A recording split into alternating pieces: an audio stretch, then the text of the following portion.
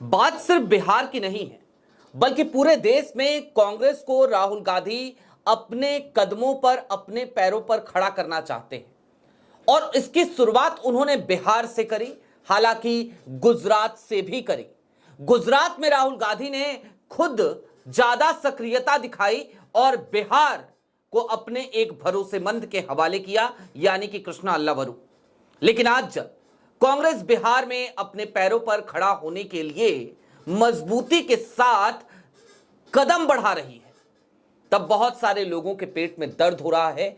इनमें से कुछ लोग ऐसे भी लोग हैं जो कांग्रेस से सांसद हैं, कांग्रेस के पदाधिकारी हैं, और कुछ तो ऐसे पत्रकार भी हैं कि पूछिए मत, जिनको देश के बाकी मुद्दों की चिंता नहीं रहती, लेकिन हां, कांग्रेस ये कर रही है, कांग्रेस वो कर रही है, इन सारी बातों की चिंता रहती है।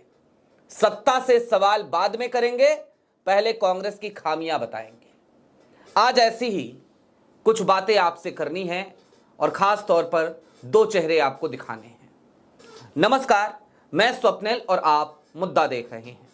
दोस्तों, आगे बढ़ें उससे पहले एक छोटी सी अपील है। मुद्दा इन दिनों एक गंभीर आर्थिक संकट से जूझ रहा है।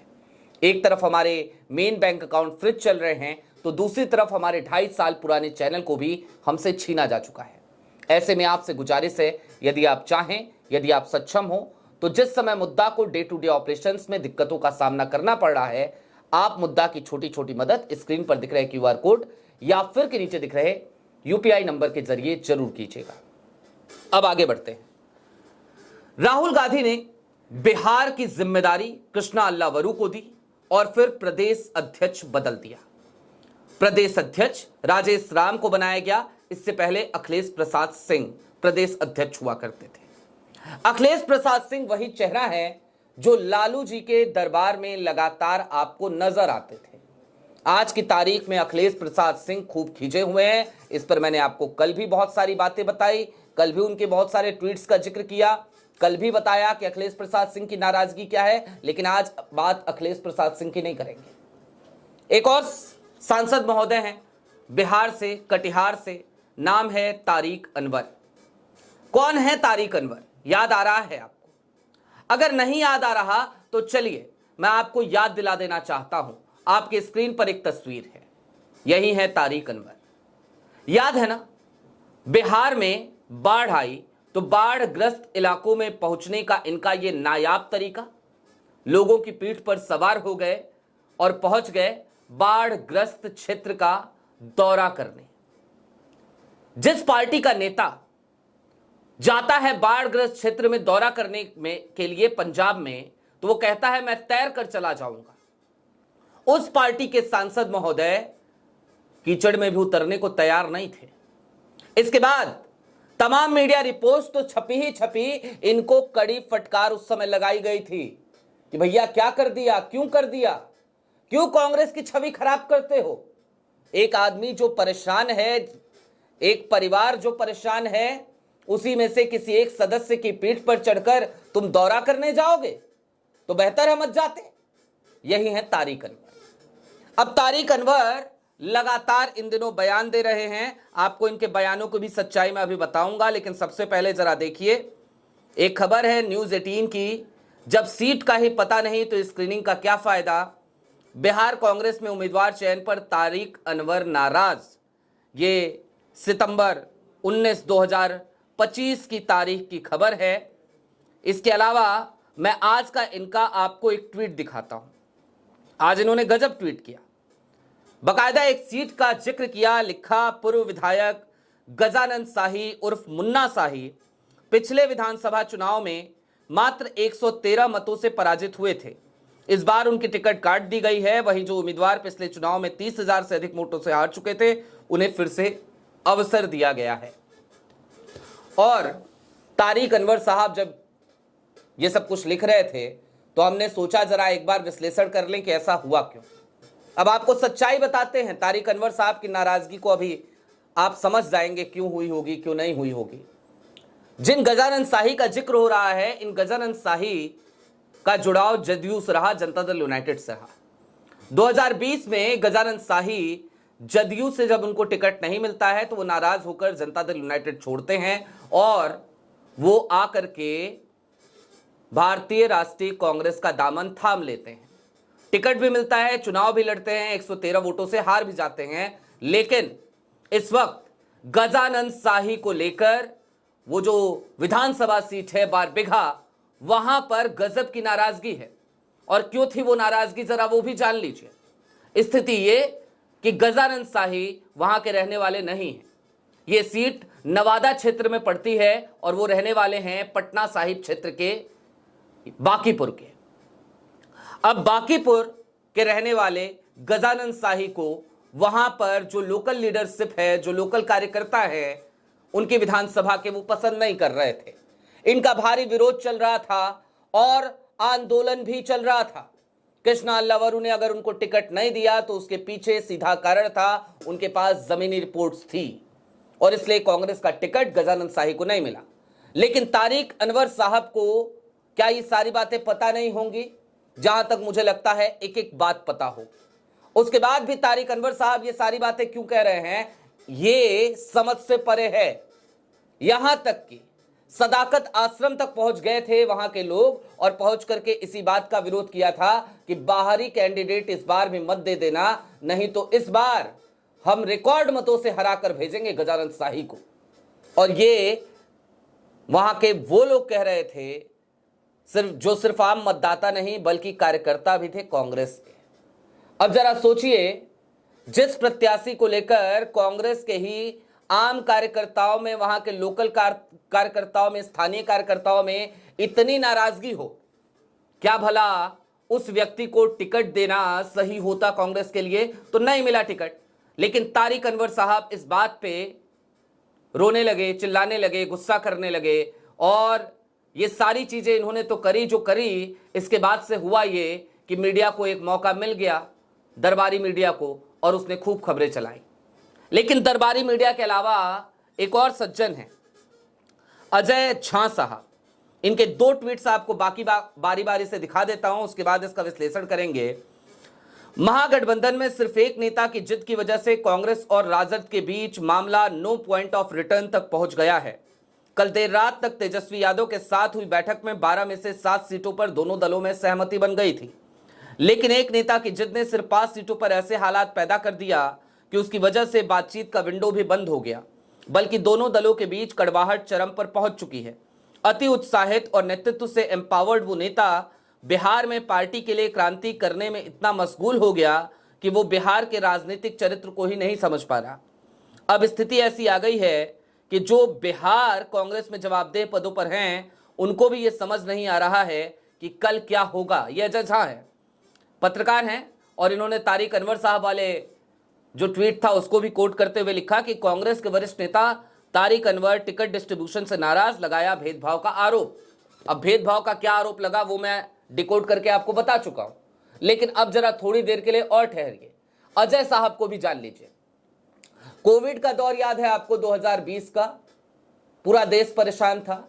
उस वक्त पे कहना नहीं चाहिए, ये सारी बातें कहने की नहीं होती हैं, लेकिन उस वक्त पे अजय झा साहब ने एक वीडियो जारी करी थी और इस वीडियो का संज्ञान सरकार ने नहीं लिया था, राहुल गांधी ने लिया था। वो उस समय देश के नेता प्रतिपक्ष भी नहीं थे, एक आम साधारण से सांसद थे। ना सिर्फ राहुल गांधी ने उस वीडियो का संज्ञान लिया, बल्कि उस मुद्दे को इतना उठाया, वो वायनाड से सांसद हुआ करते थे, अमेठी से हार चुके थे, कि पूरी कांग्रेस का जो इकोसिस्टम है, जो पूरा तंत्र है, वो अजय झा की मदद करने के लिए तैयार था। अजय झा को मदद मिली। सरकार की नजर में और पूरे देश की नजर में ये बात आई कि आखिरकार किस तरीके की विफलताएं ये देश उस संक्रमण काल में देख रहा था, कोविड के काल में देख रहा था। ये वही अजय झा हैं जिनकी मदद उस समय राहुल गांधी ने करी थी। आज की तारीख में अजय झा साहब, मुझे खुशी होती कि आप खुलकर सत्ता से सवाल कर रहे होते, लेकिन आपकी टाइमलाइन में सत्ता से सवाल कम और आज की तारीख में कांग्रेस की खामियों पर बात करना कुछ ज्यादा ही दिखाई देता है। खैर, खामियों पर बात मैं भी करता हूं, लेकिन जहां खामी नहीं है वहां पर खामी खोजने की आदत, ये आखिरकार कैसे इसको कहा जाए, क्या कहा जाए, आप खुद समझिए। आप क्यों कर रहे हैं, किस लिए कर रहे हैं, ये भी आप जानिए। लेकिन हां, कांग्रेस हरियाणा में गलत करती है, मैं आलोचना करता हूं। कांग्रेस ने हरियाणा में जिस तरीके से अभी सीएलपी लीडर या फिर कि जिस तरीके से प्रदेश अध्यक्ष बनाया, उसका न सिर्फ हमने विश्लेषण किया, उसकी आलोचना करी, कठोर शब्दों में आलोचना करी, एक एक कमी गिनाई कांग्रेस की और राहुल गांधी की भी खामी बताई। लेकिन सवाल तो यह है ना कि आज की तारीख में जो काम हरियाणा में हो चुका है वो काम बिहार में ना हो, इसीलिए तो कृष्णा अल्लावरू और राजेश राम जैसे लोगों को वहां लगाया गया है। क्या कांग्रेस हर बार रीजनल पार्टीज के सहारे ही अपनी राजनीतिक वजूद को तलाशे हर राज्य में? क्या यही एकमात्र विकल्प, यही एकमात्र तरीका और यही एकमात्र तरीकेकार बचा है? और अगर ऐसा है तो कांग्रेस को फिर कोई राजनीतिक दल कहा ही क्यों जाना चाहिए? फिर तो यह कहा जाना चाहिए कि कांग्रेस एक एनजीओ है जो समय समय पर राजनीतिक दल में परिवर्तित हो जाती है। ऐसा तो नहीं है ना। और जब ऐसा नहीं है, कांग्रेस एक राजनीतिक दल है, तो वो खुद को मजबूत करने की लड़ाई लड़ेगी, वो अपने स्टेक को वापस पाने की लड़ाई लड़ेगी। इस बात को क्या झुटलाया जा सकता है कि आज की तारीख में जितने भी इस देश में रीजनल पार्टीज हैं, जितने भी क्षेत्रीय दल हैं, जितनी भी रीजनल पावर्स हैं, ये कभी ना कभी कांग्रेस के स्टेक के सहारे ही आगे बढ़ी और आज इनके पास जो इनका वोट बैंक है वो कांग्रेस का ही वोट बैंक हुआ करता था। और अगर इस बात को झुटलाया नहीं जा सकता तो फिर भला कांग्रेस क्या गलत कर रही है अगर अपने अधिकार, अपने आकार और अपने वजूद की लड़ाई लड़ रही है? मुझे तो इसमें कुछ भी गलत नजर नहीं आता। जब कांग्रेस हरियाणा में गलत करती है हम आलोचना करते हैं, मध्य प्रदेश में करती है हम आलोचना करते हैं, राजस्थान में करती है हम आलोचना करते हैं। हम तो भारतीय राष्ट्रीय कांग्रेस की जब भी कोई लिस्ट आती है और उसमें हमें कुछ इधर उधर दिखाई देता है तो हम उसकी भी आलोचना करते हैं। आज की तारीख में कांग्रेस ने एक बड़ा ब्लंडर किया है केरल में, बहुत बड़ा ब्लंडर। जिस आदमी को अभी पार्टी से, जिसने अपने पद से इस्तीफा दिया था, उस आदमी को आज की तारीख में फिर से एक बहुत ही महत्वपूर्ण जिम्मेदारी दे दी है, लेकिन उस पर अभी बात कर नहीं पा रहा हूं। और इसलिए नहीं कर पा रहा हूं क्योंकि भाई अभी तो ये मुद्दे हैं बहुत जरूरी। बिहार में चुनाव है, हालांकि केरल का चुनाव भी बहुत दूर नहीं है और केरल के चुनाव में भी स्लीपर सेल्स किस तरीके से हावी हो रहे हैं, इस खेल को भी हो सकता है आज की तारीख में मैं आपके सामने रखूं। लेकिन वहां पर आलोचना करनी जरूरी है, वहां की जाएगी। जहां नहीं है वहां पर आलोचना नहीं की जानी चाहिए इस तरीके की जिस तरीके की हो रही है। और फिर तारिक अनवर साहब का तो मैंने आपको बता ही दिया। जरा सोचिए, बाढ़ग्रस्त इलाकों में जाते हैं तो जो लोग दयनीय हैं, हालत में हैं, जो लोग पीड़ित हैं, जो लोग परेशान हैं, उनसे कहते हैं आओ एक काम करो, अपने पीठ पर मुझे बिठाओ और मुझे जरा अपनी दुर्दशा दिखाओ, अपनी परेशानी दिखाओ। है ना गजब के जनप्रतिनिधि। यही तस्वीरें हमें देखने को मिली थी और तब से ही शायद खींच खाए बैठे हैं तारिक अनवर साहब। बहरहाल बिहार की एक एक अपडेट आप तक पहुंचाते रहेंगे, लेकिन हां इतना तय है, नतीजे चाहे जो कुछ भी आए, कांग्रेस इस बार जमीनी कार्यकर्ताओं को महत्व देने की कोशिश में है और वो जब भी टिकट, जिसको भी टिकट दे रही है, जमीनी रिपोर्ट्स के आधार पर दे रही है, ये सोच कर दे रही है कि उसकी विनेबिलिटी कितनी है और साथ ही साथ पैमाना यह भी है कि उसका जनता से जुड़ाव कितना है। क्योंकि आज की तारीख में राहुल गांधी कांग्रेस को अपने पैरों पर खड़ा करना चाहते हैं, ना कि बैसाखियों पर। बैसाखी बड़ी खतरनाक चीज होती है।